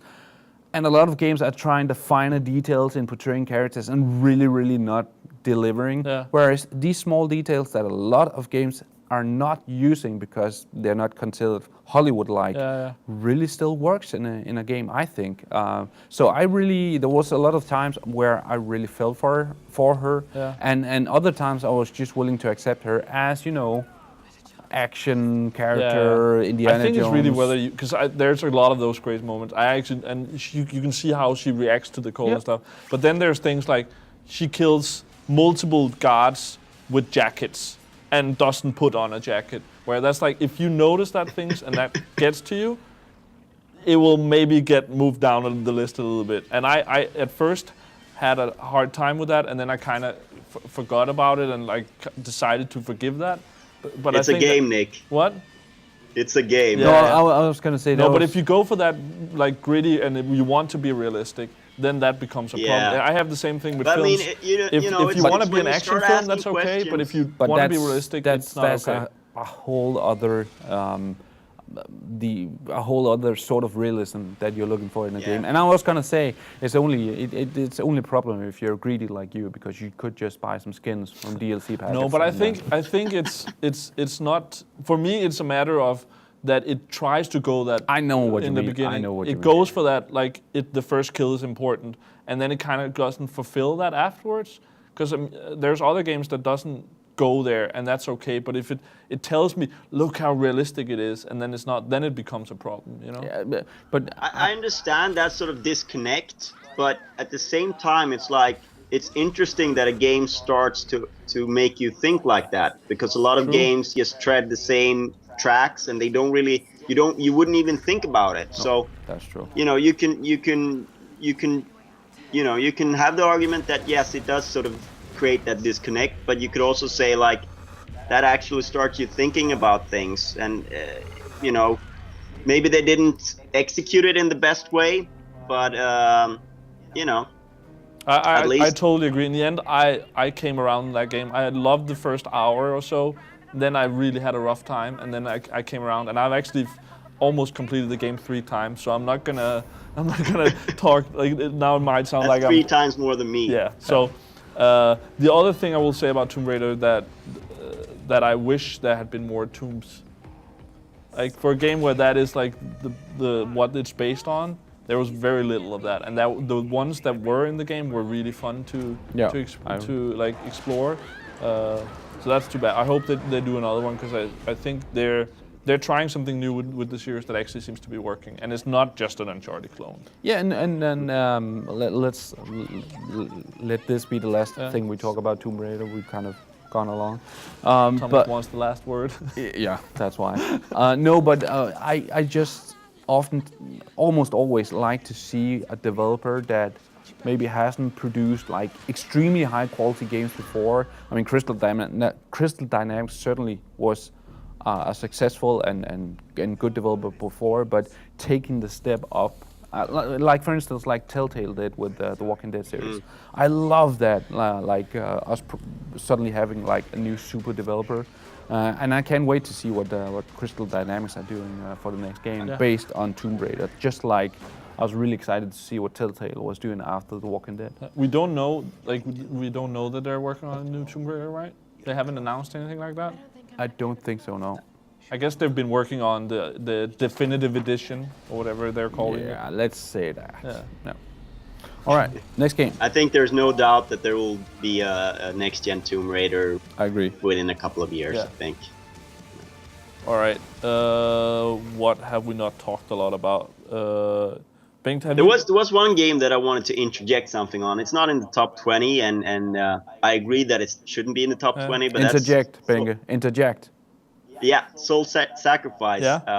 I noticed that you guys didn't really like it, and I reviewed it, so I played it quite a lot, and I got really hooked after a while. Okay. But it wasn't until after 10 hours that I really got into it.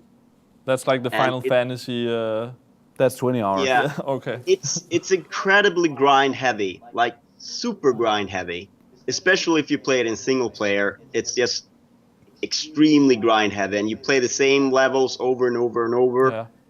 But it has some things that, you know, I think makes it stand out in that sort of Monster Hunter-esque genre.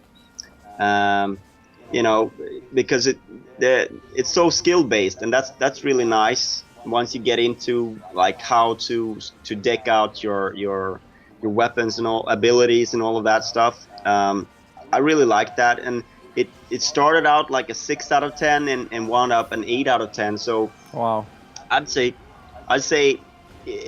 it's one of those games that really doesn't sell itself well in the beginning, and I can see a lot of people being turned off downloading it and trying it with PS Plus, for instance, because you really need to give that time, and you need to sort of almost like pain yourself through the first hours when you really get the system and the game opens up a little bit more than it did in the early parts. You know what? We'll put it as number 21, Benge. I don't think it might not be 21, but I just thought it got a little bit of a rough treatment. All right, that's it. Sounds good. And I think actually we talked about this a little bit yesterday. I think if there hadn't been that many great games on the Vita right now, I would probably have played it more. But I just feel like there's not time for that. Yeah. No, like I said, I was reviewing it, so I had to play it. So I was putting in those hours, and then I found myself playing it after the review as well. Blessing in disguise. Yeah. That's Benge saying sure, Nick, sure. I've heard that before. All right, let's see, what else do we have? Benge, did you get a chance to play Ni no Kuni? I did not. Sadly, it's one of those on my bad conscience list. Good, it should be on that list. Yeah, absolutely. I mean, I love Studio Ghibli, and but it's just, a long JRPG is... and it's definitely grind heavy as well. Yeah. Well, it's like, I don't really mind grinding sometimes, but, it's just you gotta have the time to grind. Yeah, true. But even if you're in doubt about the game, I'd say to anybody play the first hour or two, that there's no grind in that, and the storytelling in that, and how quickly you get emotionally attached to these characters, that's amazing. And then after that, when the whole world is kind of set up and it opens up and you need to start leveling up these Pokemon like familiars, they're called here, the little creatures you fight with. That's when you're beginning to need to discover things and learn how the system works and grind your monsters and all that stuff. That's when there's a little bit of that, but the storytelling is amazing in that. I was just thinking that we need to put that on T-shirts. I need the time to grind. Yeah. It's copyrighted now. Yeah. Trademark. Yeah. In the Call of Duty community, everybody's saying the grind is real. So maybe you can just adopt that. No, this is far better. But let's see. Benge, have you played Rayman Legends? I have not. Once again, a game that sort of pecks at my conscience. I played Rayman Origins, but not as much as I should, so I feel like I need to play that more before I get on to Legends. Yeah, I think I still prefer Origins to Legends. I think that's divided, like it's different from how people are, but yeah. I think if you're enjoying Origins, then you should definitely play Legends as well. Yeah, I just but it's coming out on next gen soon as well, isn't it? I don't know. Maybe I just picked it up. It was during the. Let me check that. I think during I the read 12 days of Christmas that next Sony has. It was very cheap for the Vita, so that's what I'm playing now, the Vita version. And I'm a big fan of the platform genre as a whole. So I just think that every time a game of this quality comes out, people need to support it. Yeah. I mean. And also, apparently, supporting Rayman Legends will give us a better chance of actually ever seeing a sequel to Beyond Good and Evil. So, you think that? Benge, I'm another Rayman. I'm willing to drink the Kool-Aid, man.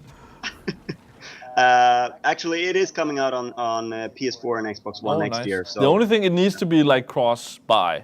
So if I buy the PS3 version, at least I can get it. I know that Gillen actually sent a question about that because he just bought the PS Vita version and he wanted to know if he was getting it on PS4 as well. You're not. And it was the same for Origins. Yeah, I bought them separately, and that's to at least let it be the whole $10 upgrade or whatever, so I don't have to pay full price for it again. Because that's. But very few third-party sort of full retail releases are cross-buy. Yeah. That's I just think that would be a great titles. deal if you got that. I agree. And that's one of the things that I really enjoyed Sly Cooper this year. That was like a $30 or $40 game, and then you got it was weird because if you bought the PS3 version, you got the Vita version for free. But if you bought the Vita version, you didn't get the PS3 version. But at least in the beginning, I don't know if they fixed that. But I think it was really great also to be able to move your save over and continue on the Vita. Yeah. It's a little bit strange because the prices are generally a little bit lower on PS Vita games. Yeah. It was for Legends as well. Yeah. So any other games? I mean, it's a problem when some of the Vita games that get released on both, they have a higher price relatively to other games on Vita. They have a higher price on the Vita, which is kind of because the price levels on Vita are crazy. I mean, Tearaway it's like 20 euros. So. Yeah, I just bought it for I think 160 crowns. Yeah, that's about 20 euros. I mean, and then I looked at like Vita games I wanted to pick up now for the holidays, and then something like FIFA 14 is 400 crowns. Yeah.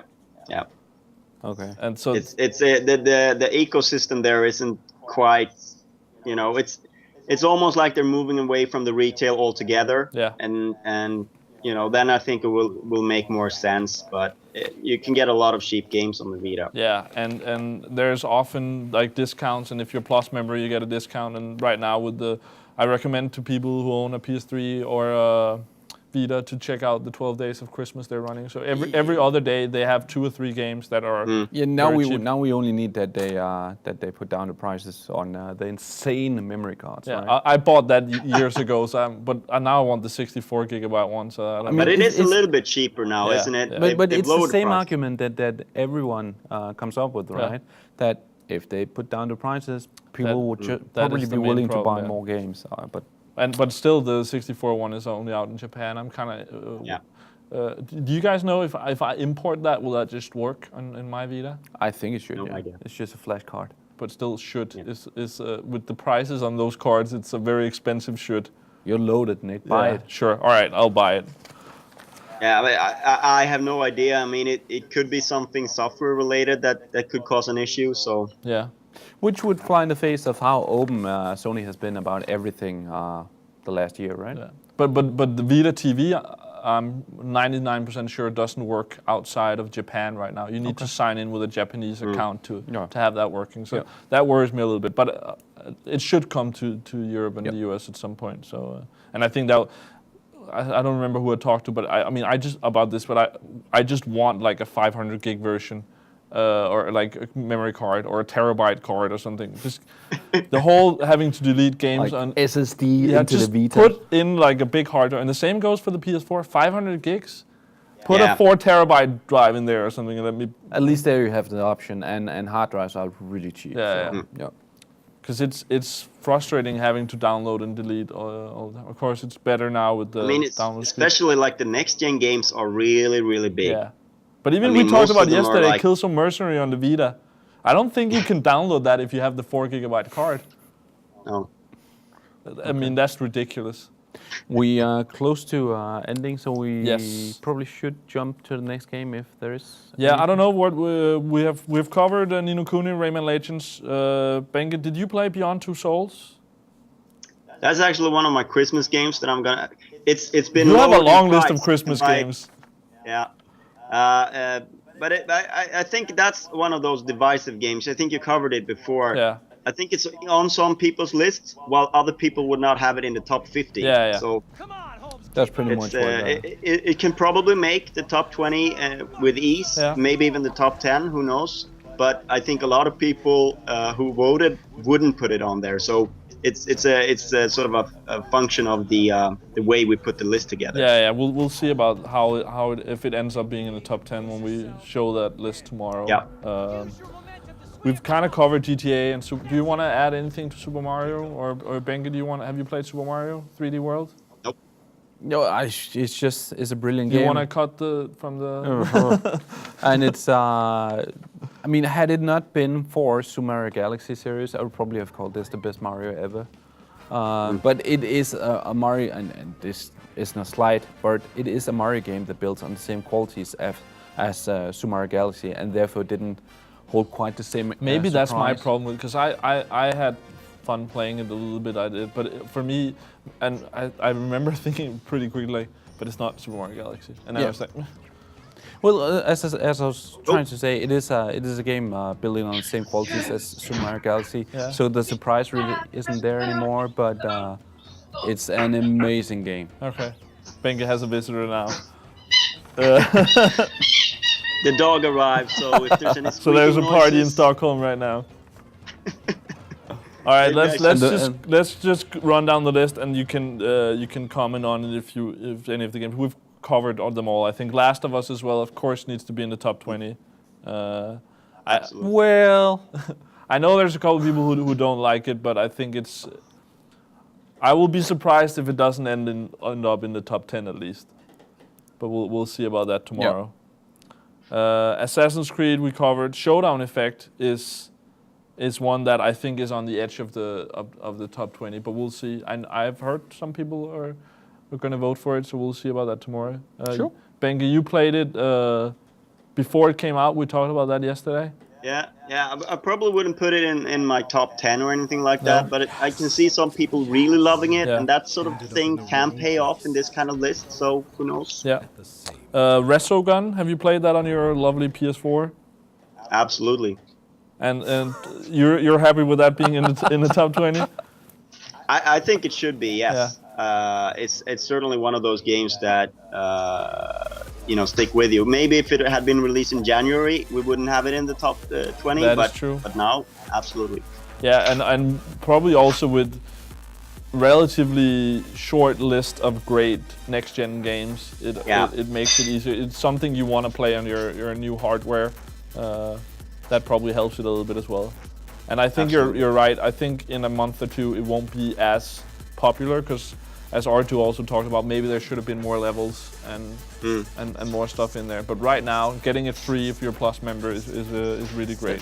That is like sliding it a bit, though. I mean, it's not only a great game, and I'm not saying you're saying that, but it could sound like it's only a great game because it's free on 3 Plus and it's one of the first games for Absolutely the console. not. It's an amazing. But I just think shooter. it might help it on a list like that everyone will probably have played it because you just get it like. Yeah, I just don't want it to be, No, misunderstood. for sure. It's an amazing game. I mean, it's certainly not a game for everyone, but it's the kind of game.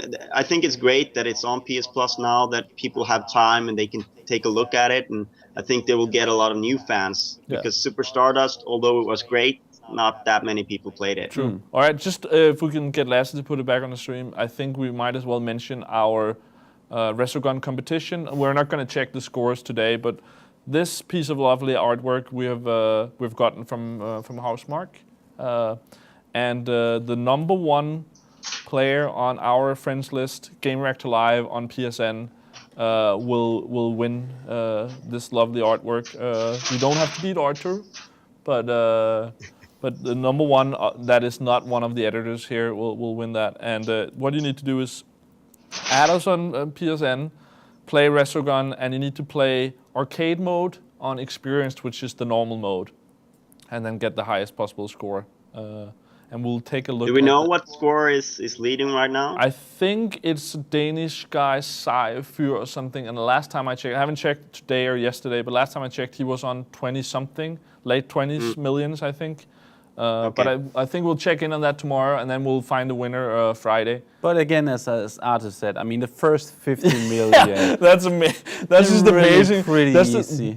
I had played it like just a couple of times, and then R2 came in the office, and he also talked about the boosting. I was like, I mean, you get to the 15-20 multiplier like easy, and then after that, it's like I'm still on 5.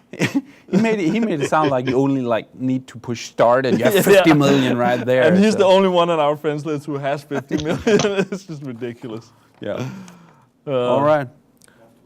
All right. So I'll just run through the list one more time with the 20 games, and then we'll call it a day, and we'll announce the top 10 tomorrow. The 20 games we have is Ni no Kuni, Wrath of the White Witch, Rayman Legends, Beyond Two Souls, GTA 5, Super Mario 3D World, The Last of Us, Assassin's Creed 4 Black Flag, Showdown Effect, Resogun, Battlefield 4, Bioshock Infinite, Lego City Undercover, Fire Emblem The Awakening, Tomb Raider, Civ 5, Brave New World, The Legend of Zelda: A Link Between Worlds, Brothers: A Tale of Two Sons, Tearaway, Gone Home, and The Stanley Parable. So that is our What top. about Monaco? Wasn't that?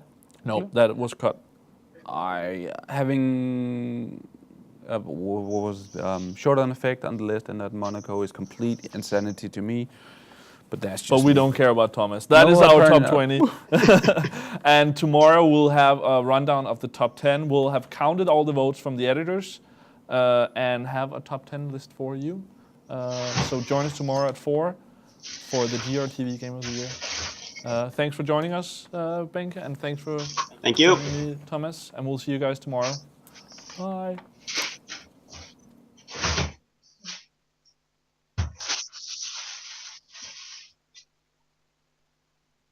Hola, desde la Mungo.